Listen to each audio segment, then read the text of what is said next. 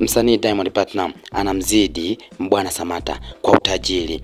Kwa mjibu wa mtandao wa Celebrity Net Worth News, inaeleza kwamba Diamond Platnumz, msanii maarufu wa Bongo Flava na mjasiriamali, ana utajiri wa dola milioni 10, yani ni takriban shilingi za Kitanzania bilioni 23.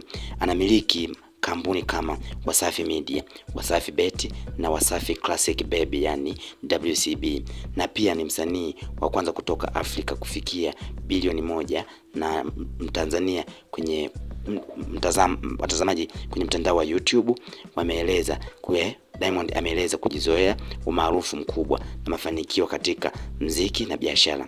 Wakati huo tofauti wa Diamond Platnumz na Mbwana Samata ni kwamba Mbwana Samata ni mchezaji wa soka wa kimataifa, ana utajiri wa takriban dola milioni 7, yani ukichukua na kuzigeuza hizo dola kwa ni pesa za Kitanzania, basi unapata na takriban shilingi za Kitanzania bilioni 16. Samata amechezea timu kubwa za kimataifa akiwemo Aston Villa na amekuwa na mafanikio makubwa katika soka. Ingawa ameongeza utajiri wake kupitia mikataba ya soka, bado hawezi kulinganisha na Diamond Platnumz katika sekta za biashara. Kwa sasa Diamond Platnumz anaongoza kwa utajiri ukilinganisha na Mbwana Samata.